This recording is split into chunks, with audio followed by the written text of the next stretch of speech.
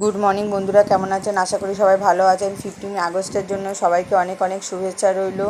আজকে 15 আগস্ট। দেখুন, আমি সেরকমভাবে কিছু করিনি, ভাবলাম কালারিং মতো কি রান্না করব, তা ভাবলাম পিৎজাটাই বানাই। তার জন্য পিৎজার সমস্ত উপকরণগুলো আমি নিয়ে নিয়েছি, যা কিছু লাগবে।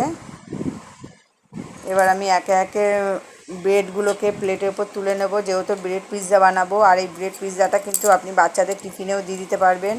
সেখানে আপনার সবজিটাও খাওয়া হচ্ছে, টিফিনটাও ফাঁকা হবে, আর বাচ্চারা আনন্দ করে খাবে। তা যেহেতু আজকে 15 আগস্ট, তা আমি তো সেরকমভাবে কিছুই করিনি, কিন্তু ভাবলাম তাহলে দেখি একটু এরকমভাবে কিছু বানানো যায় কি না, যেখানে যে আমাদের ভারতের যে পতাকার কালারটা আছে কিছুটা হলেও তুলে ধরা যায়। তা যদিও বা আমি ঠিকমতো আমার সাজানো হয়নি, তাও আপনারা নিজ গুণে মেনে নেবেন। যাই হোক, দেখুন আমি পিৎজাটা সাজিয়েছি, কেমন হয়েছে বলবেন।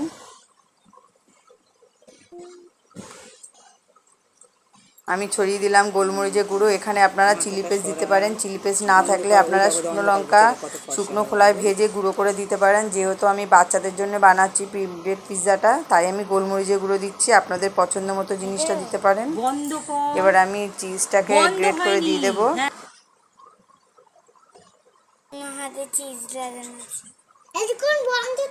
আমার এই ভিডিওটা যদি ভালো লাগে লাইক করে দেবেন, আর অন্যদেরকে দেখার একটু সুযোগ করে দেবেন। দেখুন, আমি একেবারে সবকট 4টে রেডি করে নিচ্ছি। আমি বেশি বানাইনি, কেননা আমি যেটার মধ্যে পিৎজাটাকে সেট করতে দেব সেটা আমার হবে না, ছোট হয়ে যাবে জায়গাটা। তাই এই দেখুন, আমার রেডি হয়ে গেছে, কত সুন্দর লাগছে দেখতে দেখুন। আর এইভাবে ব্রেড পিৎজা বানিয়ে যদি বাচ্চাদের টিফিন বাটির মধ্যে দেওয়া হয়, তার মানে বুঝতেই তো পারছেন ওরা কত খুশি হয়ে খাবে। আর পিৎজাটা আমি যেহেতু একটা টিফিন বাটির মধ্যে করে বানাবো, এই নুনটা আমি রেখে দিয়েছিলাম। এটা আমি কম দামে নুন কিনে এনে রেখে দিয়েছি। আর এটা দিয়ে যা কিছু আমার বানাতে হয় আমি এইভাবেই বানাই।